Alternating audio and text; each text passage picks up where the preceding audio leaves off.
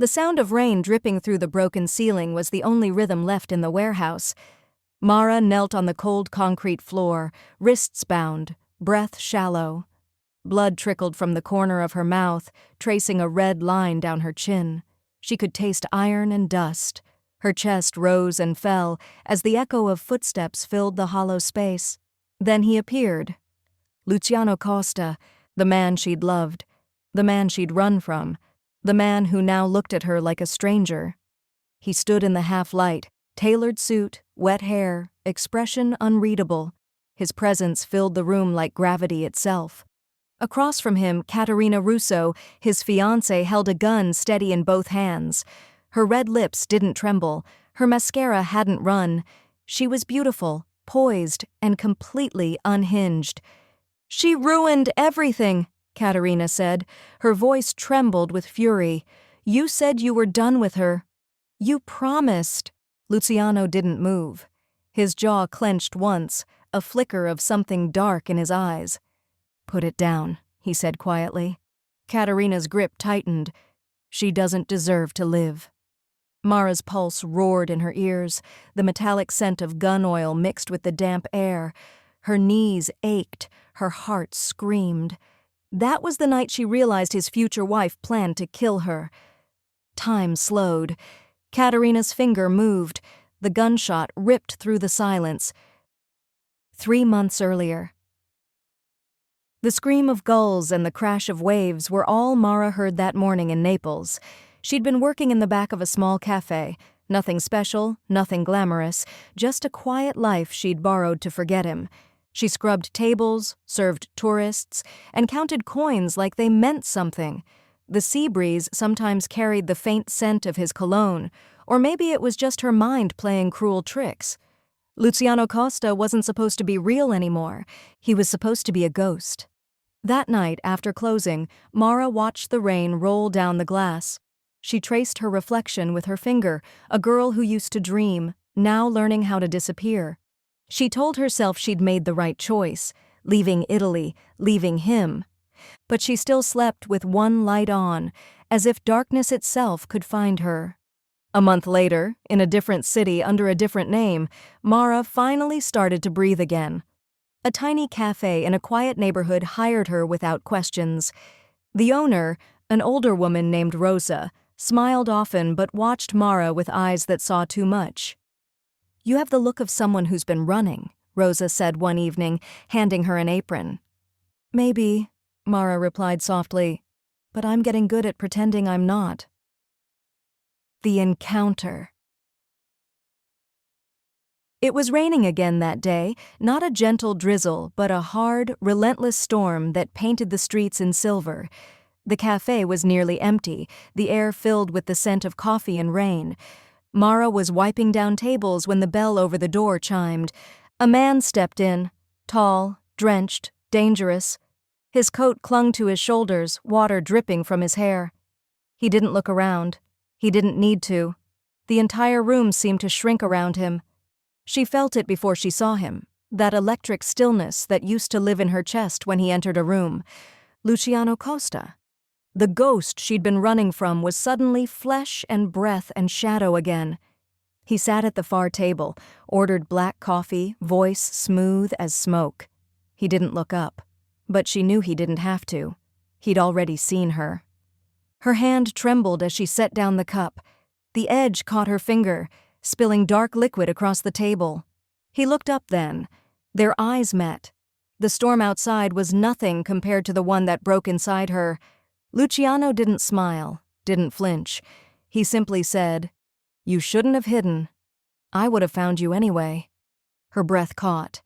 "You must be mistaken," she whispered, voice barely steady. But he knew that voice, the one that had once said his name like a secret. He didn't press further, he just rose, left payment on the table and walked out into the rain. When Mara went to clean his table, there was a single white rose lying there, untouched by water, perfect, deliberate. That night when she got home, a note slid under her apartment door. "Next time don't run." Shadows and secrets. Mara didn't sleep that night. Every sound felt magnified, the creak of floorboards, the whisper of rain against her window. By morning, she was already packed. Again. Another name. Another life. Another city. But she didn't make it that far. When she stepped outside, a black car idled across the street. Inside, she saw him, the same calm, dangerous composure. Luciano rolled down the window, rain misting across his face. "Get in," he said. "I'm not going anywhere with you." "You think she'll stop looking if you keep running?" She froze. "Caterina?" His jaw tightened. "She knows you're alive. She thinks I helped you disappear. That makes you both targets." Her pulse raced. "So this is you helping me again? Kidnapping me?" He didn't answer. Just unlocked the door. "Mara," he said quietly, "if you don't get in that car, you won't make it to nightfall." She hesitated, the rain beating harder. Then, against everything her heart screamed, she slid into the seat. The door shut. The world shifted. They drove in silence for hours. City lights gave way to lonely highways, and the rain fell harder, washing everything into gray. Finally, the car stopped outside an old villa, ivy climbing the stone walls, windows shuttered tight. Luciano stepped out first, his hand automatically resting on the gun at his hip. "This place is off-grid," he said. "No one knows it exists." She followed him inside. The air was warm from a fire that had burned recently. It smelled like smoke and rain and faint memories of him. "Do you bring all your secrets here?" she asked. He turned, eyes unreadable. "Only the ones I want to keep alive." That night, the storm howled outside. Inside, the firelight flickered between them, throwing shadows across the walls. He poured 2 glasses of brandy. Neither spoke for a long time. Finally, Mara said, "She killed my friend. Ada. You know that, don't you?" Luciano's hand stilled around the glass. "Yes." "Then why haven't you stopped her?" "Because killing her would mean a war I can't win. And I don't start wars I can't control." "So you'll just let her hunt me?" His gaze hardened. "I'm not letting her do anything." "Then what am I to you?" she whispered. He stared at her for a long moment before answering. "The only mistake I can't bring myself to regret." The words hung heavy in the air. Mara turned away, but her pulse betrayed her, fast, wild, terrified. "Sleep," he said quietly. "You'll need it." But neither of them did. The storm returned that night, the kind that didn't just fall, it devoured the sky. The wind howled through the villa's shutters, shaking the glass like a warning. Inside, the fire burned low, its glow casting long shadows that danced against the walls. Mara sat near the window, knees pulled to her chest, watching the rain blur the world outside. The silence between her and Luciano had grown too loud, every glance another question left unanswered. He stood near the fireplace, sleeves rolled up, eyes fixed on the flames. His phone buzzed twice before he answered. His voice was low, clipped, the kind he used when his world was on the edge of breaking. When he hung up, he didn't speak for a long time. Then, quietly, "Caterina's men are still in the city. She's moving faster than I thought." Mara turned to him. "Then we should leave." His gaze met hers, sharp, dark, unyielding. "You don't understand. She's not after you anymore." Mara's heart skipped. "Then who?" "Me," he said simply, "and anyone I care about." The fire cracked, throwing a flash of light between them. "So she was right," Mara said softly. "You do care." Luciano's jaw tightened. "Don't twist my words." "I'm not." Her voice trembled. "I'm just trying to understand why the man who claims to feel nothing keeps saving me." He stepped closer, the air between them thickening. "You think I don't feel?" "That's the problem, Mara. I feel too damn much." Her breath caught. "Then why let me go before? Why let me believe you didn't love me?" He exhaled slowly as if every word hurt. "Because loving me gets people killed." "You saw what happened to Ada." Mara's throat closed around the name, her best friend, her last piece of normal. She died because she tried to protect me, Mara whispered. Not because of you. Luciano's voice dropped to a whisper. You're wrong. Everything I touch ends up bleeding. For a moment, neither of them spoke. The storm outside grew louder, a heartbeat of thunder shaking the air. Mara stood, slowly walking toward him. Then why save me again? He looked at her then, really looked. The mask he'd worn since the day she met him cracked, and for once the man behind it looked almost human. Because, he said, voice barely audible, I can't lose you twice. He reached out, fingers brushing her cheek. His touch was careful, reverent, almost afraid. Mara closed her eyes, breath trembling. For months, she'd imagined this moment, the warmth of his hand, the sound of his voice when it wasn't a threat. When his lips met hers, it wasn't gentle. It was years of silence breaking open, a storm after drought. When they finally broke apart, her tears mixed with his breath. This doesn't change anything, he murmured. They both knew it changed everything. The crash of thunder came with the first gunshot. Luciano spun, grabbing the weapon from his holster. The window shattered behind them, glass exploding inward as the room plunged into chaos. Mara screamed, ducking as bullets ripped through the air. "Stay down!" Luciano shouted, returning fire toward the dark silhouettes outside. The villa's walls shuddered with each blast. Shadows moved through the trees, Caterina's men, dressed in black, faces hidden behind the storm. Luciano reloaded, his movements fast and practiced. He grabbed Mara's arm, dragging her toward the cellar door. "Go," he ordered. "Now!" "I'm not leaving you!" He turned, eyes fierce. "You think I can fight if I'm worrying about you?"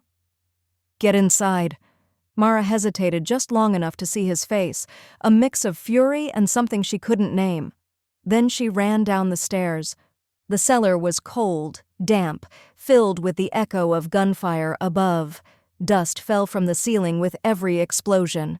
Mara pressed her hand over her mouth, fighting to stay silent. Above, she heard him, shouting, shooting, moving with deadly grace. Then another voice, female, sharp, venomous. Caterina. "Luciano," she called, her voice cutting through the storm. "Still protecting her, I see." Luciano's voice was calm, deadly. "You made one mistake, Caterina." "And what's that?" "You came for what's mine." The next sound was a single gunshot, then silence. Minutes passed. Maybe hours. The storm outside began to fade, leaving behind the smell of smoke and rain. When Mara finally climbed the stairs, her heart felt like it was breaking through her ribs. The villa was half destroyed, bullet holes in the walls, glass scattered across the floor. Luciano stood in the middle of the room, breathing hard, blood streaked down his arm. Caterina lay on the floor, her gun several feet away, her white dress soaked crimson. Mara froze. You killed her." Luciano didn't answer. His hand was still trembling from the recoil. "She would have killed you," he said quietly. Mara looked at him, her mind spinning. This was what love looked like in his world, blood and choices that didn't leave room for innocence. He stepped closer, voice low. "It's over." But the way he said it didn't sound like victory. It sounded like loss. He led her outside. The rain had stopped. The sky was pale gray, the air heavy with the scent of smoke. "She'll have family," Mara said softly. "They'll come for you." Luciano nodded once. "I know." "And you're still protecting me?" He looked at her, eyes darker than the clouds. "I made that promise the night I let you go. I won't break it again." Mara hesitated. "Where do we go now?" Luciano glanced toward the horizon. "Somewhere she'll never find us. Somewhere we can start over."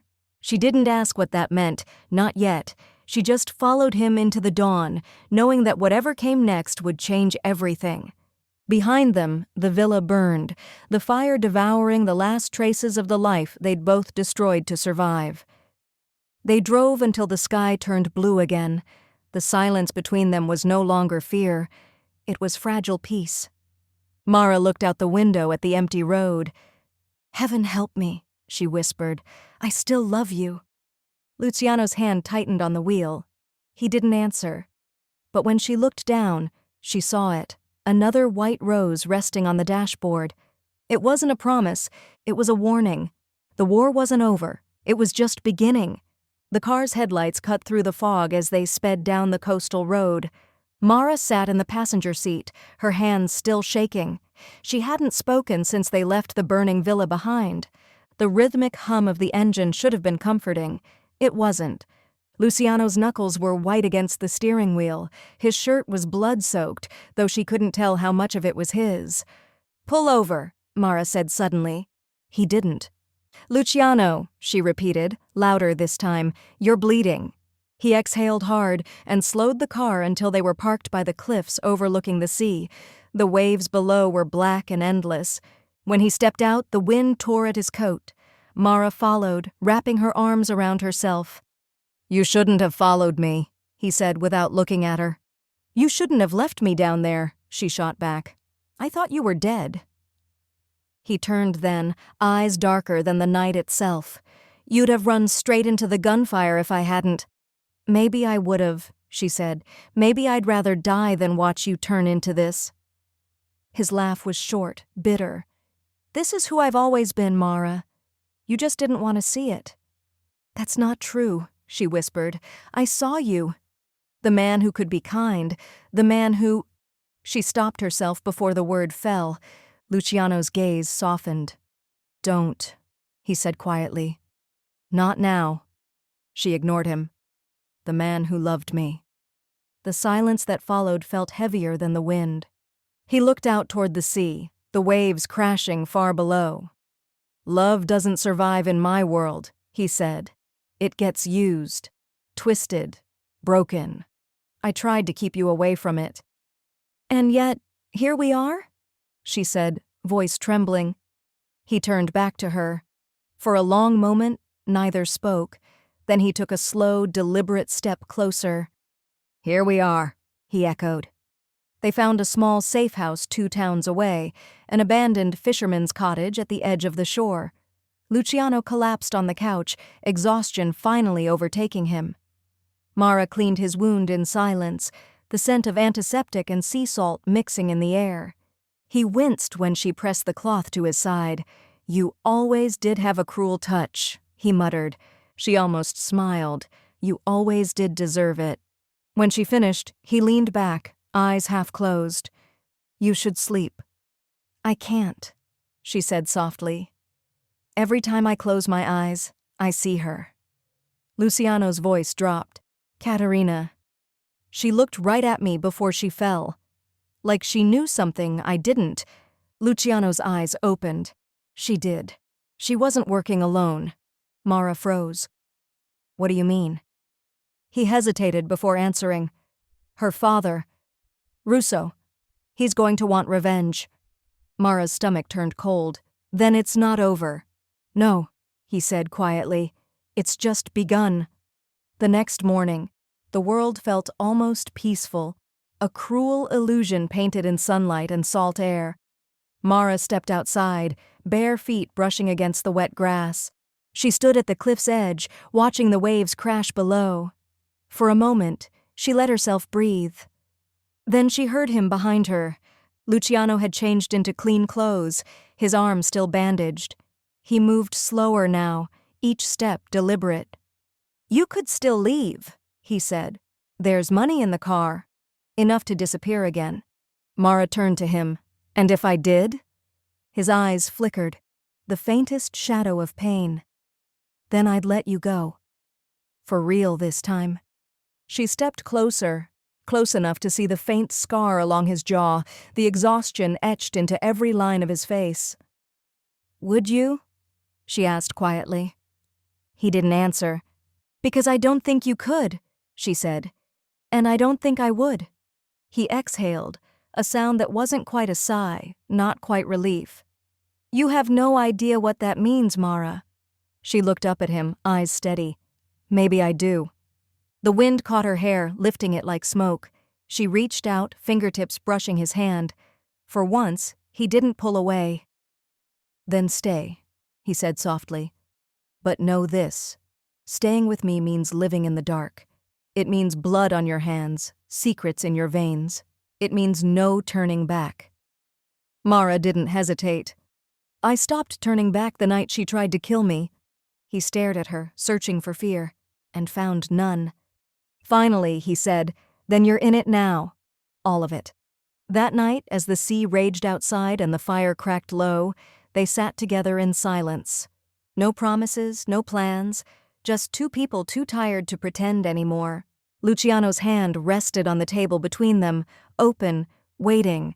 Mara hesitated before sliding her fingers into his. It wasn't forgiveness, it wasn't surrender, it was survival, and for now, that was enough. In the distance, headlights moved along the coastal road, slow, deliberate, watching. Mara didn't see them. Luciano did. He didn't say a word. He just squeezed her hand once, gently, before standing and walking to the window. The sea wind blew cold through the cracks, carrying the faint sound of engines. He stared out into the night, eyes narrowing. "They found us," he whispered. The next morning, the cottage was empty. Only the fire remained, smoldering embers and a single white rose left on the table, its petals untouched by ash. 3 weeks later. A new cafe, a new name. Mara poured coffee for a stranger and smiled like her world hadn't ended twice. But sometimes, when she closed her eyes, she saw the sea again, and the man who walked through fire to save her. And every morning, before opening, she found a single white rose at her doorstep. She didn't need to ask who left it. She already knew. Luciano Costa was still alive, and somewhere in the shadows of the coast, her mafia lord was still hiding, not from her, but for her.